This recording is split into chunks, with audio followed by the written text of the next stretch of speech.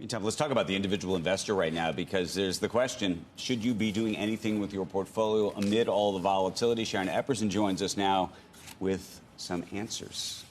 Well, you know, Andrew, over the weekend talking to female executives on Wall Street, business owners, doctors, lawyers, everybody's talking about the markets, worried about their money, worried about their retirement savings.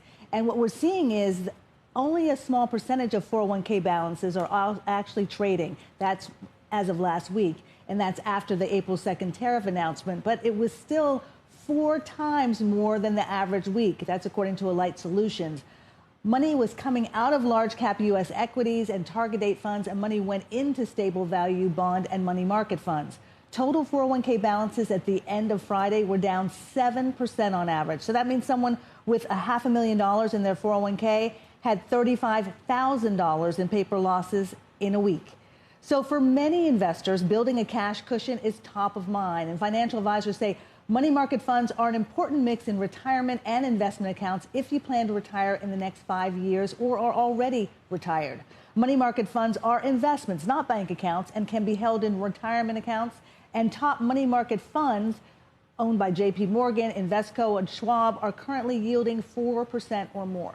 You can also add cash to high-yield savings accounts for emergencies, as well as a buffer to cover higher everyday expenses due to tariffs. The national average savings account, though, is only yielding less than 1%. But top yields at some online banks like Bread and Everbank are 4% or more. You can find out a lot more strategies about managing through this market turmoil by scanning the QR code right there on your screen, or going to cnbc.com/money101 to sign up for my Money 101 newsletter.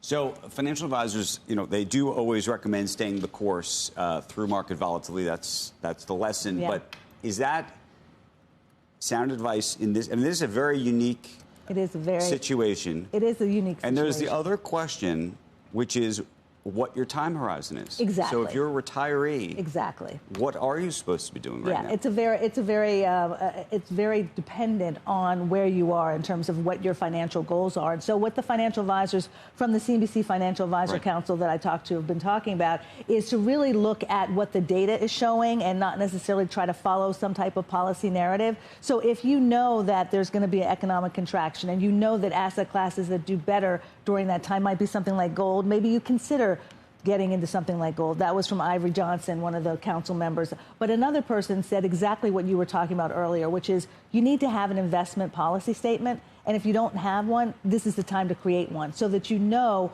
why you're investing, for how long, what your goals are going to be. I think that's really, really key. And the other part is to reassess your risk tolerance. You may need to make changes. Some people may need to build cash because they're in retirement or they're close to retirement. If you're retired, financial advisors are saying you may want to have at least a year's worth of cash so that you don't have to go into your 401k or your retirement accounts to then deplete those to pay for everyday things or to pay for things as the market's going down. So I think building up that cash is really going to be key for people.